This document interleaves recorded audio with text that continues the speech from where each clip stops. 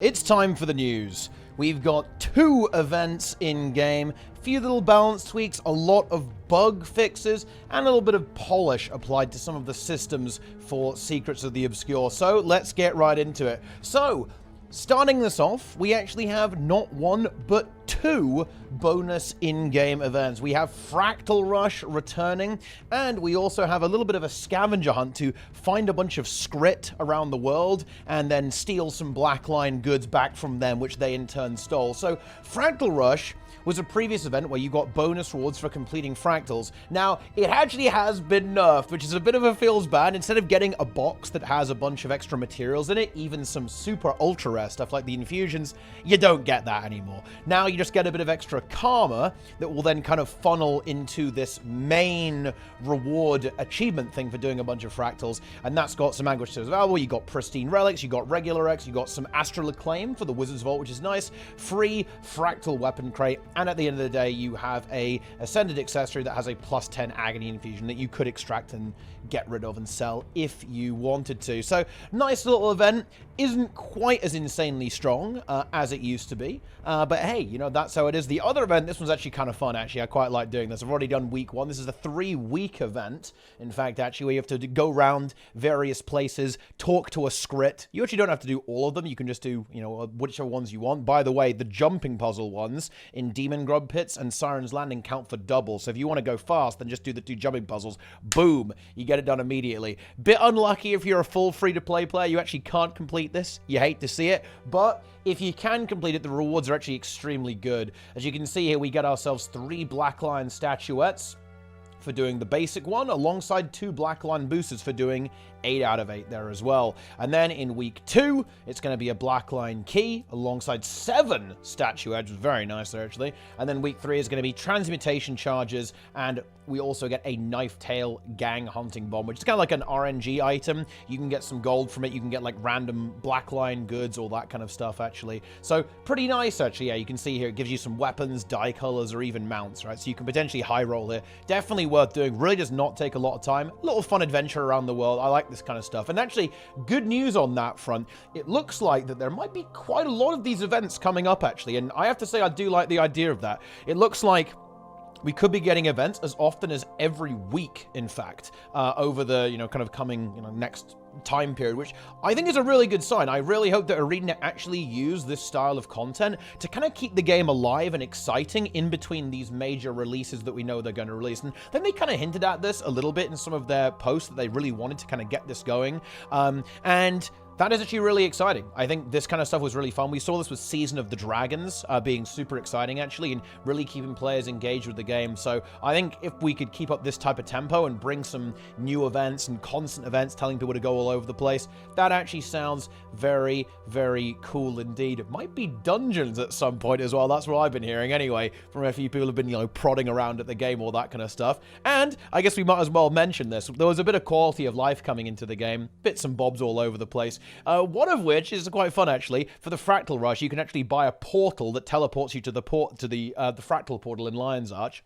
There's a few other rewards you can pick up there as part of Fractal Rush. But the other thing, this is kind of fun, dungeons now have their own special portal right next to the aerodrome, so you can teleport to any dungeon that you want. Might be kind of nifty coming up here as well. I will say, and actually, you know what, let me roast ArenaNet here while we're on the topic of fractals. I think it is absolutely hilarious that ArenaNet have released Fractal Rush, and I think every single Fractal Challenge mode still has a severe game-breaking bug. Yeah, and we'll talk about bug fixes in a little bit, but a lot of these bug fixes are actually targeted around Secrets of the Obscure, which, you know, not entirely unexpected, actually. To be fair, seeing as is the expansion release, this is the Soto polish patch. Not a lot for the rest of the game, and oh boy, there's a lot they should do. They have done a great job on the bug fixes. A lot of kind of key issues with various events and so on, and a couple of interactions have actually been tidied up, and we do love to see that. That's good. I do like that ArenaNet is taking some active steps to getting bugs out of the game, because they are piling up. It is getting a bit rough, but I do think they've got to fix some of the stuff in the core game as well. I'd love them to fix stuff in strikes and raids. That might be a little bit too far, but the fractal stuff has gotta go, right? Like, it's actually really funny.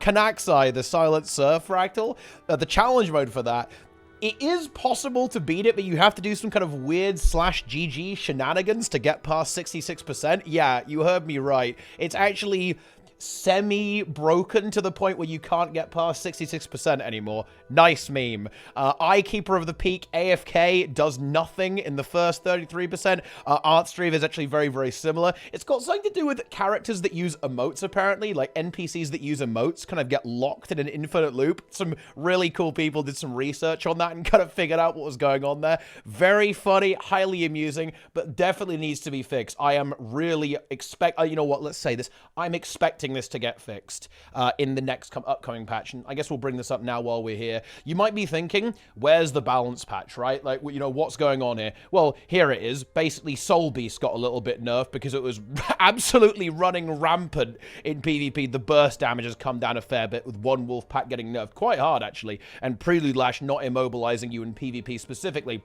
so you can't get locked down as hard. Soul Beast is still going to be good, by the way. This is actually a little bit of a slap on the wrist, almost. Like, still going to have exceptional burst damage, great mobility, of course, and just, you know, just high damage overall. It's going to be a solid roamer, make no mistake there, but a little bit of a tune. I think a lot of people were expecting some more balance nerfs and, you know, changes to be coming through, but actually that's already been confirmed. That's going to be the 26th, right? This is a post by CMC on the forums. The big balance patch is the 26th of September, after the monthly automated tournament. Kind of makes some sense there as well.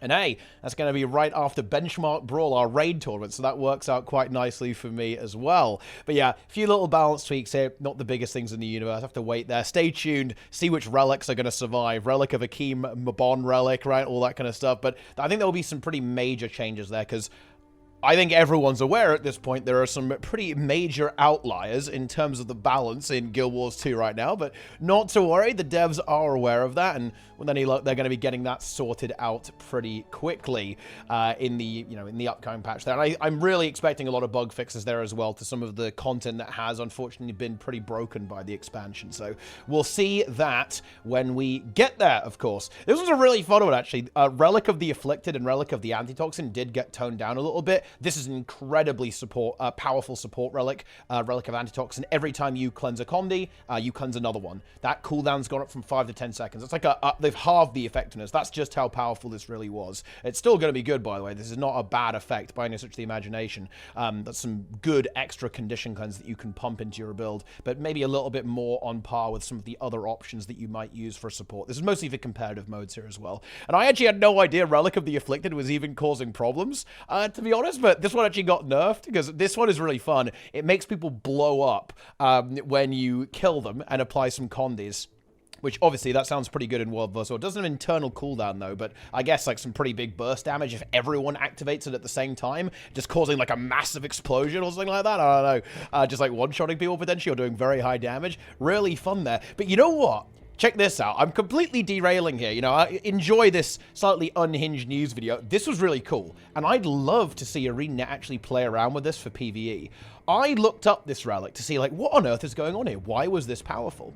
And I learned something cool. This relic actually works differently depending on the rank of the enemy. So, you know, it applies more conditions to elite and champion enemies compared to veteran enemies, right? Like, it actually, you know, it's 4 stacks of bleeding and poison to veterans, 6 to elites, and then 10 for champions. That's actually a really cool mechanic. The fact that ArenaNet can do that is actually very exciting. I would love to see that type of technology applied to other effects in the game. Like, for example, if you corrupt a boon as a necromancer, let's say, on a really powerful enemy, then it could be more impactful and give you more of a damage increase. Because, of course, mechanics like that are actually pretty cool and very flavorful, but they aren't super impactful in PvE a lot of the time. So I think the fact that ArenaNet have this type of technology, that they can actually do that and implement that into the game, I think that could be some really fun stuff going on there. So, slight derail, but I just had to mention that because I thought that's such an interesting fact, an interesting mechanic, and we've seen this with relics in general, right? Like relics scaling on how long your cooldowns are, for example. You know, shorter cooldowns have a lesser effect, longer cooldown abilities have a greater effect. I think that really is kind of flexing the muscles of the relic system there, which is actually pretty cool, if you ask me. Bunch of new achievements added to the game, and this formatting on this page has gone a bit weird. That is my my fault, to be fair. Okay, not the site's fault, because this is my own kind of scuffed version that puts the tooltips on there. One thing that did happen is they added a bunch of extra achievements. I was actually hoping they would add some more mastery points, but they didn't, right? I actually still hope they do that. I do think mastery points are a little bit tight, which I'm not a huge fan of. I think it can be quite frustrating, especially seeing as some of them are locked behind events that are a bit annoying to track down sometimes. So I would really actually like to see them add a couple more. Not that many, like just even like another, 3 to 5, I think could really make the experience a lot smoother and a lot more open and free for players. But yeah, just some extra achievements. You can go and do those. I'm not totally sure why they did that, to be honest, or why they thought that was necessary. I think there's quite a lot of achievements, but now there are even more. Enjoy. Get out there and do some rifts. And kind of on the topic of achievements, ArenaNet just gave us a bit of a gift. Another 4 Wizard's Vault special activities. And they're very, very easy, and they give you a whole bunch of astral acclaim, so get in there, right? 15 rifts. Do the Wizard's Tower meta event. That's in the first map, Skywatch Archipelago. Do the Cosmic Observatory Strike mission. Insanely easy, obviously. 25 Cryptis Blasters with your Sky Scale Fireball. Yeah, that's job done. Love it. And that's, well over 1,000 essence, like 1,500 essence there, more or less. In fact, that will cap your vault, won't it, actually? Yeah, it's going to be crazy. So get out there and do that stuff. Really fun. And, of course, by popular request, and this is a very good feature in my opinion, you can now have an extra daily. So you can basically skip one daily and still get full completion. Now, I will say I'd love to see this go a little bit further. I think that you should always have one daily from each mode. So in other words, you always have one PvE, you always have one World vs. World, and you always have one PvP, and the one that you pick, your preference, right, you get 4 of in total. So it's like 1, 1, 4, or 2, 2, 2, or something like that, if you pick all 3 or whatever. The reason for that is I think this is a great criticism that a lot of people pointed out, is that the old daily system, because they were all there in some form or another, you might go, oh, I fancy a bit of PvP today. Oh, I think I'll hop into World versus World. Whereas now you'll almost kind of like lock yourself in by design. And I would actually like to see ArenaNet address that. I think that is something that this system could really further utilize. Although maybe their goal is to actually use weekly events like the Rush system to actually do that instead of the Wizard's Vault directly, which could potentially be the case. But I think we could go further. We could have both of those systems actually complementing each other, right? And kind of leaning into that. I think that would be really, really cool. Kind of the same with the weekly as well. I think that it will be really exciting if you always had like go do this, right? In a game mode that maybe you don't play nearly as often, for example. I think that will be some pretty cool stuff if you ask me. But yeah, some nice changes there to the Vault, actually. And it does make me curious if we're going to get the special stuff more often than we might expect. Because this is actually the second round of specials after the initial one from the expansion. I wonder if they're going to drop these in more often. Our initial assumption was going to be that it will only refresh once every, 54 days, right? Every 3 months or so between updates. Maybe that's not the case. Maybe they'll just kind of drop some on us sometimes. And that's going to be really good, really reward you for kind of getting into the game. And again, I've talked about this, ad nauseum, right? The rewards here are fantastic. They are very, very strong. They are going to help you progress your account a massive amount in Guild Wars 2. So yeah, it's always really cool to actually see this. I love seeing players get really rewarded for engaging in the game and playing a variety of activities. I do think the Wizard's Vault is a great system. Big fan of this in general. So it's good to see that they're actually really working on kind of iterating on it and continuously improving it, making it better over time there as well. So we absolutely do love to see that. Yeah, I think that's actually a little bit of a roundup there on just about everything. Oh, yes, I forgot about this one. This one's good. Check this out. Let's go. You could now deposit all the Rift stuff, and you could also deposit Jade Runestones and Antique Summoning Stones. That's nice, because I always kept losing those on all my different characters, even on a Mazira to Hero, actually. So yeah, that's actually a really good one. Nice little quality of life feature. Also being added to the game. That's a neat bit of polish, if you ask me.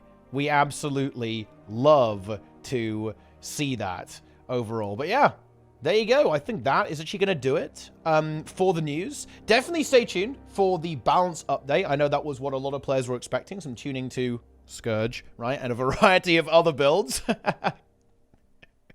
I'm sure. And, you know, to kind of deal with, like, the weapon mastery shenanigans, right? And, of course, relics being as powerful as they are. All that kind of stuff. And just more balance, right? Because bear in mind, it's not just going to be like, oh, yeah, we got to hit that with a nerf hammer. It's going to be the first balance patch after the expansion that will introduce new builds. They'll continue to iterate on new builds they've added. You know, stuff like, you know, Heal Untamed, for example, completely new build. Heal Spectre, right? Heal Scrapper is something they can target now for sure. There's, you know, there's a whole bunch of stuff, right? Loads of stuff they can continue to iterate on after the expansion.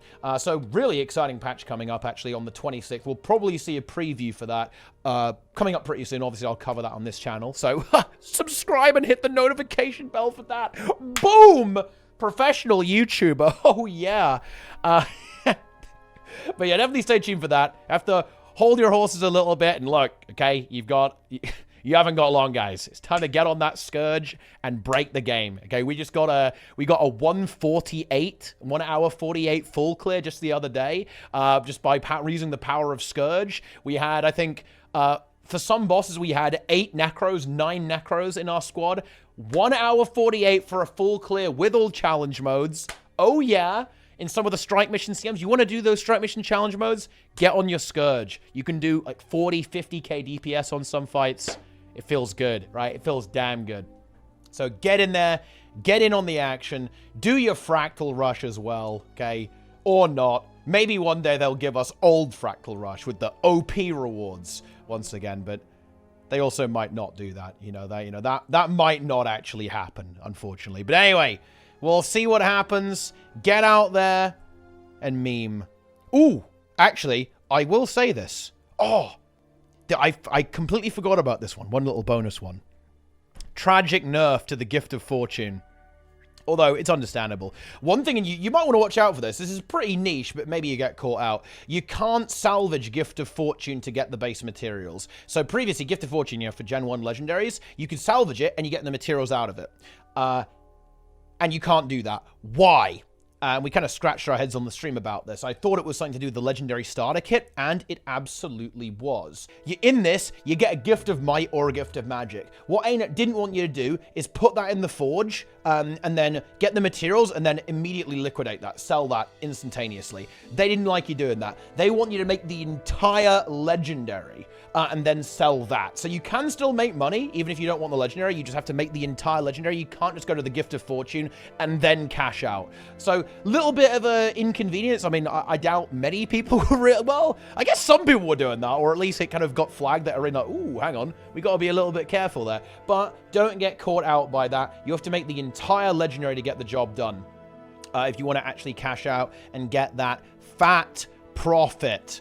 Let's go. You love to see it. But anyway, that actually just about is it?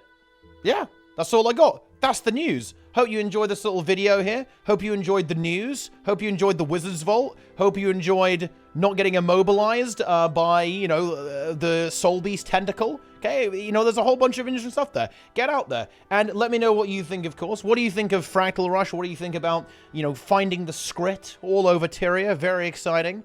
Go and hunt them down. Have a good time. All that kind of fantastic stuff. Yeah. Thanks for watching. Hope you enjoyed this little video. I'll see you later, okay? Stay tuned for the balance preview, all that kind of good stuff. More content to come. Like, follow, and subscribe. Follow on all the social media. Buy the game using the referral link. And that's that. Take it easy, gamers. I'm out of here.